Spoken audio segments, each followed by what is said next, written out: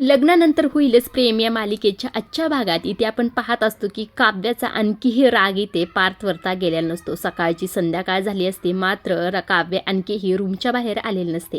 आता इथे पार्थ काव्याला म्हणत असतो, काव्या दार उघडा की व मी तुमच्यासाठी असं काहीतरी आणलंय ना की तुम्ही जे पाहितलं ना तर तुमचा राग माझ्यावरचा सगळा काही विसरून जाल. तुम्ही मला माफ कराल. तुम्ही काव्या उघडा की हो काव्या दरवाजा.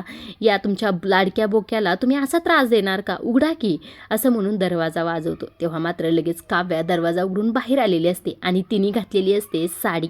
आता साडी घातल्याबरोबर खरं पार्थ तिच्याकडं खालनं वरपर्यंत तिला न्याहळत असतो, तिच्याकडे प्रेमाने पाहत असतो. आता इथे पार्थ म्हणत असतो, तुम्ही तयार पण झालात का?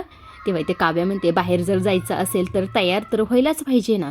तेव्हा इथे पार्थ म्हणतो, म्हणजे आपण दोघे बाहेर जातोय का? काव्या लगेच म्हणते, आपण नाही मी जाते घराबाहेर, कारण की मला घरात बसून बसून कंटाळा आलाय म्हणून मी एकटीच बाहेर जाते. आता लगेच पार्थ म्हणतो, आजच्या दिवशी असं एकटी कुणी बाहेर जातं का? तेव्हा काव्या म्हणते, आजच्या दिवशी एकटीने बाहेर जायचं नाही असं कुणी लिहून ठेवलं होतं का कुठे? आणि माझं ठरले आणि मी जात आहे असं म्हणून ती खरं तर लगेच बाहेर जात असते. तितक्यातच आता पार्थाची तिच्या मागे जातो. म्हणत असतो, काव्या ऐका तरी ना 2 मिनिटं, ऐकून तरी घ्या ना माझं, बघा ना मी तुमच्यासाठी काय आणलंय, बघा तरी ना काव्या असं म्हणून खरं तर तू आता इथे मूठ ओपन करत असतो आणि त्यात असतं ते म्हणजे काव्या पार्थचं ते मंगळसूत्र. आता ते पाहून खरं तर काव्या खूप इमोशनल झालेली असते. तिचा सर्व काही ते पार्थवरचा राग इथे गेलेला असतो आणि हे पार्थनी बरोबर ओळखलेलं असतं, नेमकं तेच केलेलं असतं, कारण की ते तुटलेलं असतं आणि पार्थनी ते जोडलेलं असतं. हे पाहून खरं तर काव्याला फार छान वाटलेलं असतं. आता पार्थ खरं तर ते हातात घेत असतो आणि तिच्या समोर केलेला असतो. आजच्या भागापुरतं एवढंच. पुढील भाग खरं पाहिला अजिबातच विसरू नका. आता पुढील भागात आपण इथे पाहत असतो, आता खरं तर काव्याचा इथे पूर्णपणे राग गेलेला असतो. पार्थनी इथे आता तिला मंगळसूत्र वगैरे घातलेलं असतं आणि तिच्या कपाळावर इथे किस करत असतो आणि हे सर्व काही ते रम्याने पाहितलेलं असतं. आता रम्या खरं तर वेड लागल्यासारखं त्यांच्याकडे पाहून इथे हसत असते. तिला खरं तर वेड लागले असंच इथे वाटत आहे.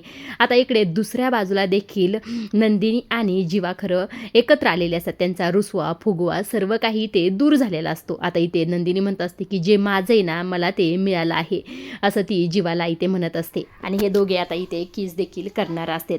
आता हे सर्वजण तरी ते एकत्र आलेले असतात, मात्र काव्या आणि पार्थला असं एकत्र पाहून रम्याचा इथे फार जळफाट झालेला असतो. आता खरं तर रम्याला वसू समजवण्याचा प्रयत्न करत असते. ती इथे म्हणत असते की रम्या ऐक ना माझं, अगं पार्थ आणि काव्या, जीवा आणि नंदिनी यांचं नातं आता अशा ठिकाणी जाऊन पोहोचलंय ना रम्या की त्यांना आता एकमेकापासून आपण वेगळं करू शकत नाहीत. आता इथे वसू असं देखील म्हणते, मला नाही वाटत की यांच्या प्रेमाचा गळा कुणी दाबू शकेल. असं म्हटल्याबरोबर खरं तर रम्या इकडनं येते आणि तिचा गळा इथे जोरात दाबत असते. आता इथे वसूला मात्र फार त्रास होता. आता इथे वसू म्हणत असते की अगं रम्या सोड ना माझा गळा, सोड मला. असं इथे वसू खरं जोरजोरातच ओरडत असते. मात्र रम्या म्हणत असते की तुला त्रास होतोय ना, मला अगदी तसाच त्रास होतोय हे सर्व काही पाहून असं इथे रम्या बोलत असते. आजच्या पुरतं एवढंच. पुढील भाग पाहिला खरं अजिबातच विसरू नका आणि अशा डेली मालिकेचे अपडेट जाणून घेण्यासाठी चॅनलला जरूर सबस्क्राईब करा. धन्यवाद.